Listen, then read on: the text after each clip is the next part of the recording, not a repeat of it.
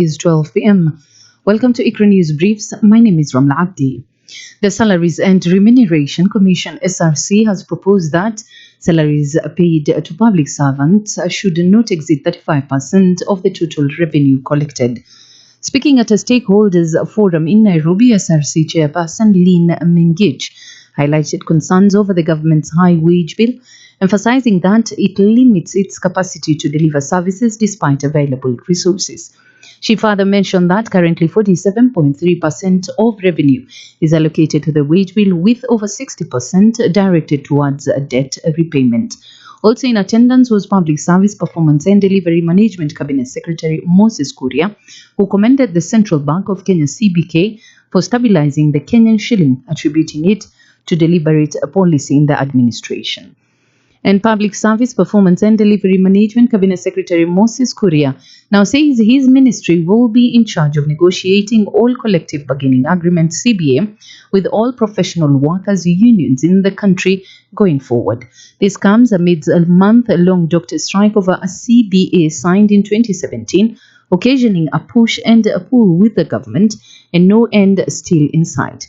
According to CS Kuria, some of the demands by the doctors, such as salaries for medical interns capped at 206,000 as stipulated in the said CBA, are unreasonable.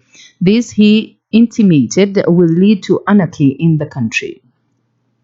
And Public Service Cabinet Secretary Moses Kuria has vowed radical public service reforms to achieve a 35% wage bill to revenue ratio by 2028 from the current 43%. Kuria, who was speaking during the briefing ahead of the National Wage Bill Conference, asserted that the government is keen on reviewing the wage bill, which is currently bloated.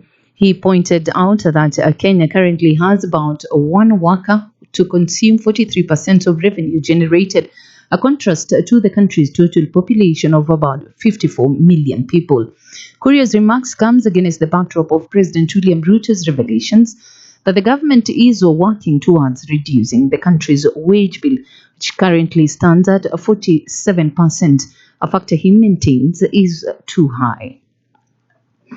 And the government now says it plans to double the number of passports issued this year to at least 1 million from 533,000 produced last year. This target has, as revealed by Migration and Citizen Service Principal Secretary Julius Bitok, is boosted by the arrival of 2 new printing machines at Nyayo House, which are expected to churn out about 600 passports per hour.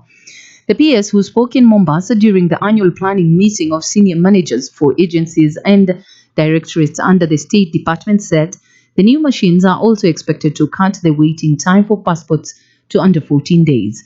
PS Bitok also revealed that at the time, the government is looking at issuing over 3 million identity cards within a similar period. This, he noted, would be composed of 1.2 million digital national ID cards to first-time applicants, 1.6 million duplicate IDs, in addition to the 733,000 Maisha cards already issued.